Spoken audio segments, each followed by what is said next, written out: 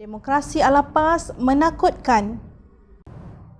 Minggu ini panas diperkatakan di media sosial istilah faktuluh bunuh dia dalam hadis Nabi SAW yang dipetik oleh Ahli Dewan Undangan Negeri PAS Tawang, Datuk Hassan Mohamud.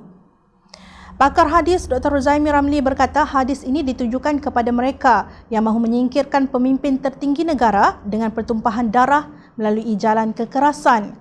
Hadis ini tidak terpakai bagi mereka yang keluar dari parti politik tertentu, apatah lagi NGO tertentu. Hadis ini juga tidak terpakai bagi parti politik yang masuk pilihan raya untuk mendapatkan kuasa pemerintahan, jelasnya. Seperti yang dijangka, pemimpin PAS salah tafsir hadis Rasulullah SAW demi meraih kepatuhan ahli-ahlinya. Hasan dalam ucapannya di Muktamar PAS ke-66 menggunakan hadis Rasulullah SAW berhubung hukuman bunuh sekiranya didapati cuba memecah belahkan perpaduan. Dalam penjelasannya, Dr. Rozaimi menyatakan maksud hadis tersebut ialah sesiapa yang datang kepada kamu dan urusan kamu bersepakat pada seorang lelaki dan dia ingin memecahkan tongkat kamu, yakni tonggak, atau memecah belahkan jemaah kamu, maka bunuhlah dia. Hadis riwayat Muslim, nombor hadis 1852. Dr. Rozaimi merujuk beberapa kalam ulama antaranya Al-Qurtubi, Al-Ityubi dan Al-Malik untuk menyokong hujahnya. Rozaimi juga berharap dengan penjelasan tersebut netizen tidak bertindak membunuh mereka yang berpecah dan keluar dari parti politik mereka. Negara ini mempunyai undang-undang yang digarap seiring dengan demokrasi berperwakilan yang kita amalkan. Pendekatan yang keras sangat bertentangan dengan prinsip demokrasi yang meraihkan kepelbagaian dan perbezaan pendapat.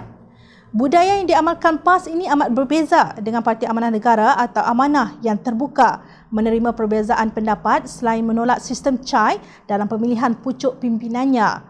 Menurut Pengarah Komunikasi Amanah Nasional Khalid Abdul Samad, sistem CHAI yang menyebabkan individu yang terbaik akan terkeluar dari kepimpinan dan ini merugikan parti itu sendiri. Dalam Pemuda timbul isu amalan CHAI dan sebagainya, memang saya tak setuju. Saya kata tak boleh pakai CHAI ni. CHAI ni sama ada istihar ke tak istihar ke tutup ke ini semua masalah.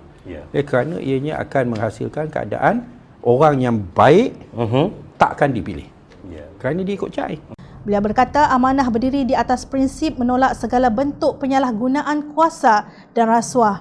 Mengimbas mengenai perjuangan pemimpin amanah ketika masih di dalam PAS, Khalid berkata pihaknya menyedari wujud kecenderungan pemimpin PAS ketika itu yang mahu bersama UMNO. Pemimpin PAS menafikannya.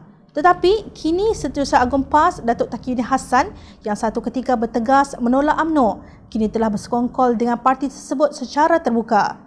Malah, beliau mengaku telah mengusahakan penyatuan UMNO PAS itu sejak tahun 2015. Khalid berkata demikian dalam satu temu bual di Jom Channel baru-baru ini.